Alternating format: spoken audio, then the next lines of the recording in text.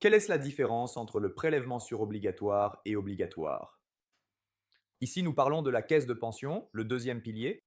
Je vais vous faire un bref résumé des points clés qui distinguent la partie obligatoire de la caisse de pension de la partie surobligatoire. Tout d'abord, la partie obligatoire, comme son nom l'indique, doit être versée par l'employeur selon des salaires minimaux et elle est soumise à des dispositions légales très précises.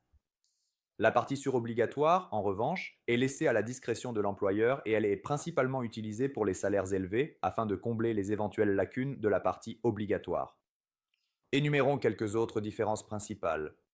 La réglementation de référence, par exemple, pour ce qui concerne la partie obligatoire, est la LPP, la loi sur la prévoyance professionnelle, tandis que la partie surobligatoire est régie à la discrétion de la caisse de pension.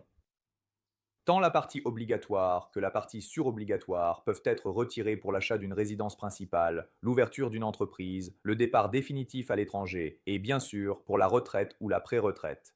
Cependant, la partie surobligatoire peut être gérée différemment et même en dehors des lois de base qui régissent la partie obligatoire. En règle générale, lors d'un retrait, c'est la partie surobligatoire qui est prélevée en premier. En effet, elle est généralement plus facilement libérable et soumise à moins de restrictions imposées par la loi.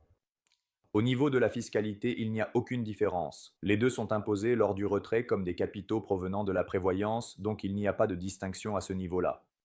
Une différence importante concerne la conversion en rente. En effet, la partie obligatoire bénéficie généralement d'un taux de conversion plus élevé que la partie surobligatoire. Si tu veux d'autres précisions, Carlo ou toute autre personne, n'hésitez pas à écrire dans les commentaires.